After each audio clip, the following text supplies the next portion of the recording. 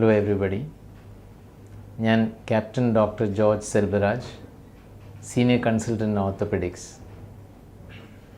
തിരുവനന്തപുരത്ത് ജി ഹോസ്പിറ്റലിൽ വർക്ക് ചെയ്യുന്നു.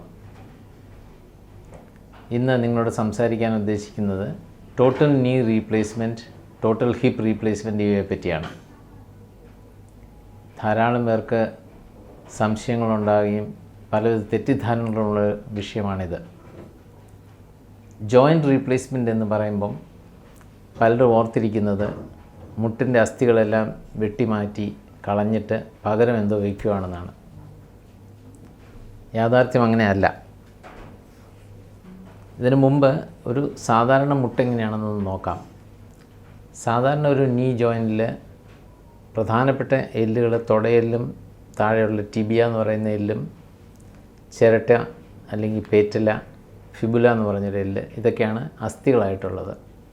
അതുകൂടാതെ ഇതിൻ്റെ ഓരോന്നിൻ്റെയും പുറത്ത് കാർട്ടിലേജ് ഉണ്ട്. കാർട്ടിലേജ് എന്ന് പറഞ്ഞാൽ എല്ല് പോലെ ഹാർഡല്ല, മസിൽ പോലെ സോഫ്റ്റ് അല്ല, നമ്മുടെ ചെവിയൊക്കെ പോലെ ഒരു ഇലാസ്റ്റിസിറ്റി ഉള്ള സംഗതിയാണ്. പ്ലാസ്റ്റിക്കിൻ്റെയൊക്കെ ഒരു കൺസിസ്റ്റൻസി ഉള്ള അങ്ങനെ ഒരു കോട്ടിംഗ് ഉള്ളതുകൊണ്ടാണ് നമ്മുടെ അസ്ഥികൾ തമ്മിൽ വരയാത്തത്. ഇതിന് തേയ്മാനം സംഭവിക്കുമ്പോൾ, ഈ കാർട്ടിലേജിന് തേയ്മാനം സംഭവിക്കുമ്പോൾ അത് തമ്മിൽ ഉരസി തുടങ്ങും. അന്നേരം ഫ്രിക്ഷൻ ഉണ്ടാവും. ആ കാർട്ടിലേജ് റഫായി ആ ഭാഗം മാറുമ്പോഴാണ് എല്ലും തമ്മിൽ കൂട്ടിമുട്ടുന്ന സന്ദർഭം വരുമ്പോഴാണ് സിവിയർ ഓസ്റ്റിയോ ആർത്രൈറ്റിസ് വരുന്നത്. ഞാനൊരു എക്സാമ്പിൾ കാണിച്ചു തരാം. ഈ ഒരു മോഡലിൽ നോക്കിയാൽ ഈ നീല നിറത്തിൽ കാണുന്ന അസ്ഥിയുടെ പുറത്തുള്ളൊരു കോട്ടിങ്, ഇതാണ് കാർട്ടിലേജ്.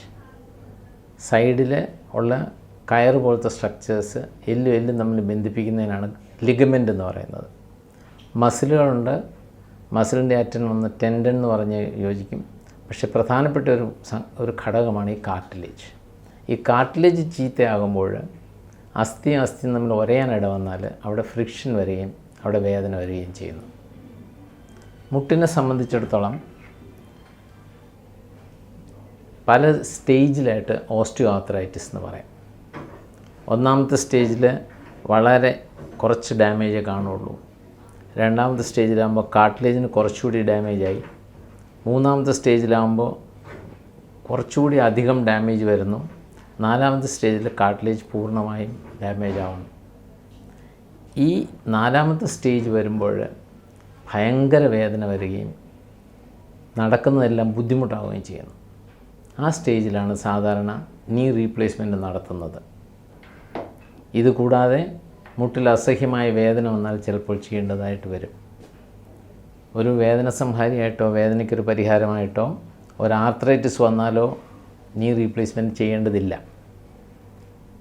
വേദന വന്നാൽ വേദനയുടെ കാരണം കണ്ടെത്തി അതിന് മതിയായ ചികിത്സ നൽകുകയാണ് വേണ്ടത്.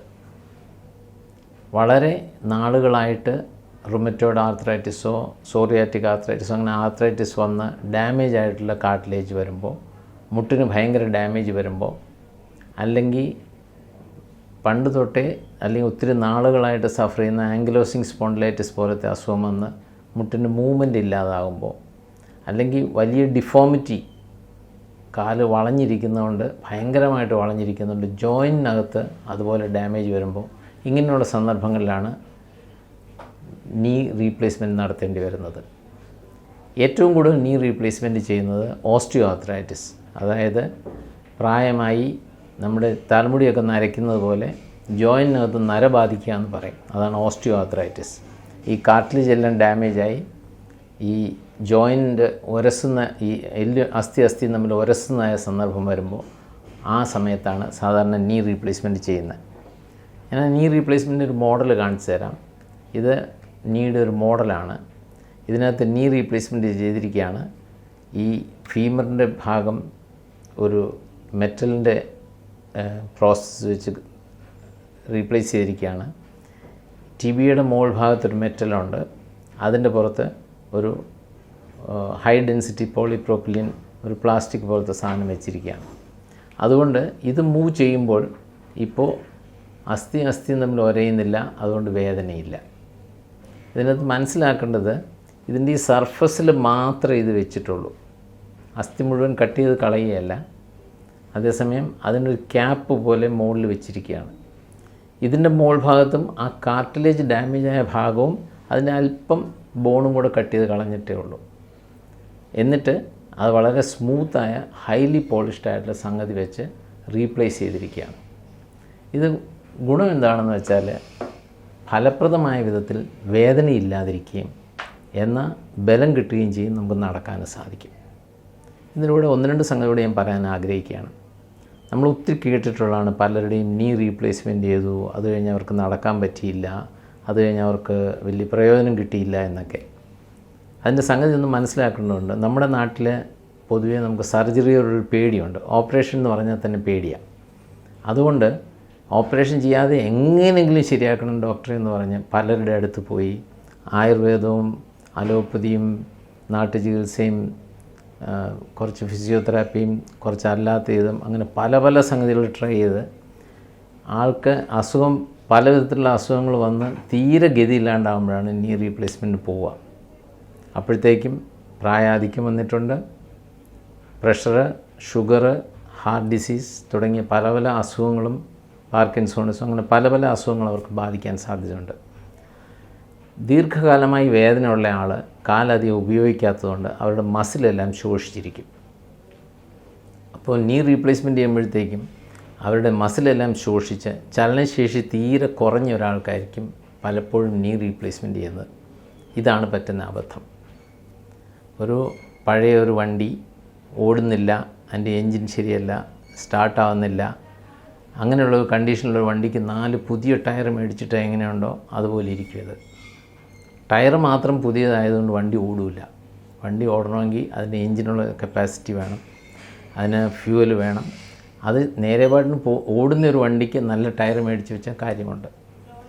എല്ലാവിധത്തിലും ചലനശേഷിയെല്ലാം പോയി പലവിധ രോഗങ്ങൾക്ക് അടിമയായി മസിലിന് ശക്തി ഇല്ലാത്തപ്പോൾ നീ റീപ്ലേസ്മെൻറ്റ് ചെയ്യുന്നതുകൊണ്ട് വലിയ പ്രയോജനം കിട്ടുകയില്ല. ചെയ്യേണ്ടത് ശരിക്കും എക്സസൈസ് ചെയ്യാൻ പറ്റിയ സ്ഥിതിയിൽ എക്സസൈസ് ചെയ്ത് മസിലിൻ്റെ സ്ട്രെങ്ത് മെയിൻറ്റെയിൻ ചെയ്ത് ദേഹത്തിൻ്റെ വെയിറ്റ് വളരെ കൂടാതെയും മറ്റ് അസുഖങ്ങൾ പിടിക്കാതെയും ഇരിക്കുന്ന ഒരാൾക്കാണ് നീ റീപ്ലേസ്മെൻറ്റ് കൊണ്ട് പ്രയോജനം ഉണ്ടാവുക. അതുകൊണ്ട് മുട്ട് മടക്കാൻ വിഷമമുള്ളവരും തേയ്മാനം നല്ലവണ്ണം സംഭവിച്ചിട്ടുള്ളവരും ഡിഫോമിറ്റി ഉള്ളവരും എല്ലാം ചെയ്യേണ്ടത് കഴിയുന്ന നേരത്തെ നീ റീപ്ലേസ്മെൻറ്റ് ചെയ്ത് അതിൻ്റെ കൂടെ തന്നെ എക്സസൈസും പറഞ്ഞു തരുന്ന എക്സസൈസും വേണ്ട ഫിസിയോതെറാപ്പിയും ചെയ്യുകയാണ് വേണ്ടത്. അങ്ങനെയുള്ളവർക്ക് നല്ല റിസൾട്ട് കിട്ടും. ഹിപ്പ് റീപ്ലേസ്മെൻറ്റ് ചെയ്യുന്നത് മെയിനായിട്ട് ഹിപ്പിനി പറഞ്ഞതുപോലെ കാർട്ടിലേജ് പോയി ഓസ്റ്റിയോ ആർത്രൈറ്റിസ് വരുമ്പോഴാണ്.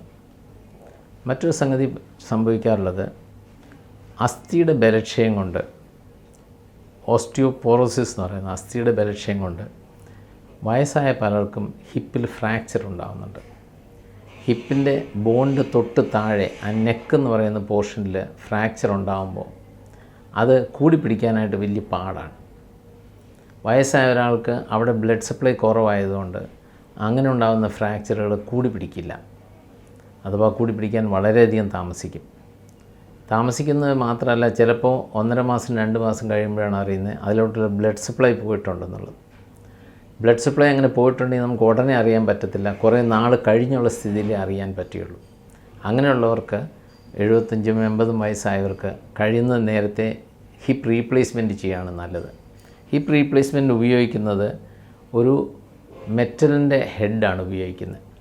ഈ മെറ്റലിൻ്റെ ഹെഡ് ആ ബോണിനകത്തോട്ട്, ബോണിൻ്റെ മജ്ജയിരിക്കുന്ന ഭാഗത്തോട്ട് ഈ മെറ്റലിൻ്റെ സ്റ്റെം കയറി കഴിഞ്ഞാൽ ഇത്രയും ഭാഗം മാത്രമേ പുറത്തുണ്ടാവുകയുള്ളൂ. അത് പല ടൈപ്പുണ്ട്. ഇത് ഹെമി ആർത്രോപ്ലാസ്റ്റി അല്ലെങ്കിൽ പകുതി മാത്രം ഹിപ്പ് റീപ്ലേസ് ചെയ്യുന്ന, ഹെഡ് മാത്രം റീപ്ലേസ് ചെയ്യുന്ന സാധനമാണിത്. ഇതിൻ്റെ കൂടെ ആ കപ്പും കൂടെ റീപ്ലേസ് ചെയ്യുകയാണെങ്കിൽ കപ്പിനകത്ത് ഒരു ഹൈ ഡെൻസിറ്റി പോളിപ്രോപ്പിലിൻ ലൈനിങ് വെച്ച് റീപ്ലേസ് ചെയ്യും. അത് രണ്ടും കൂടി ചെയ്യുമ്പോഴാണ് ടോട്ടൽ ഹിപ്പ് റീപ്ലേസ്മെൻറ്റ് എന്ന് പറയുന്നത്.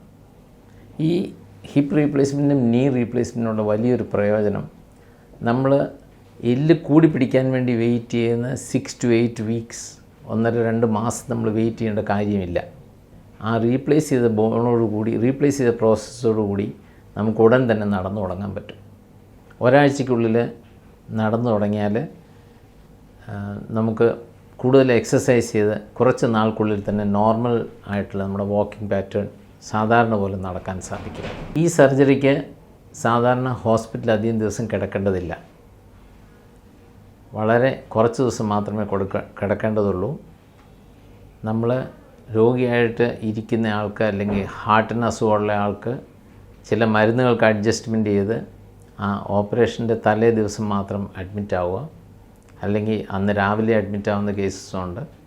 അഡ്മിറ്റായി കഴിഞ്ഞിട്ട് 1-2 ദിവസം ഹോസ്പിറ്റലിൽ കിടക്കേണ്ടി വരും. മാക്സിമം 5 ഡേയ്സിനുള്ളിൽ 5 ദിവസങ്ങൾക്കുള്ളിൽ ഹോസ്പിറ്റലിൽ നിന്ന് ഡിസ്ചാർജ് ആയി പോകാവുന്നതാണ്. പല ഇൻഷുറൻസ് കമ്പനികളും ഇത് കവർ ചെയ്യുന്നുണ്ട്. അതുകൊണ്ട് ഇൻഷുറൻസിൻ്റെ വലിയ പ്രശ്നം വരുമെന്നും തോന്നുന്നില്ല. ഇതിൽ സൂക്ഷിക്കേണ്ട സംഗതികൾ, ഡയബറ്റിസ് ഉള്ളവർ ഡയബറ്റിസ് നല്ല കൃത്യമായിട്ട് കൺട്രോൾ ചെയ്ത് പോകണം. പ്രഷർ, ഹാർട്ട് ഡിസീസ് മുതലായവയ്ക്ക് കഴിക്കുന്ന മരുന്നുകൾ കൃത്യമായിട്ട് കഴിക്കണം. തൈറോയിഡ് പോലുള്ള അസുഖങ്ങൾക്ക് നമ്മൾ സ്ഥിരമായിട്ട് കഴിക്കുന്ന മരുന്നുകൾ കഴിക്കണം. അനസ്തീഷ്യ ഡോക്ടറുടെ അടുത്തും ഓപ്പറേറ്റ് ചെയ്യുന്ന ഡോക്ടറുടെ അടുത്തും നമുക്ക് എന്തെല്ലാം അസുഖങ്ങളുണ്ട്, എന്തെല്ലാം മരുന്നുകൾ കഴിക്കുന്നുണ്ട്, ഇത് കൃത്യമായിട്ട് പറയണം. ചുരുക്കത്തിൽ വളരെയധികം ഗ്രാറ്റിഫൈങ് ആയിട്ടുള്ളൊരു ഓപ്പറേഷനാണ് ജോയിൻറ്റ് റീപ്ലേസ്മെൻറ്റ്. മുട്ടാണെങ്കിലും ഹിപ്പാണെങ്കിലും റീപ്ലേസ്മെൻറ്റ് സർജറി വളരെ ഗ്രാറ്റിഫൈങ് ആയിട്ടുള്ളൊരു സർജറിയാണ്. വളരെ വേഗം റിക്കവറി കിട്ടുകയും വളരെ പെട്ടെന്ന് നമുക്ക് നടന്നു തുടങ്ങാനും സാധിക്കുന്ന സംഗതിയാണ്. Thank you.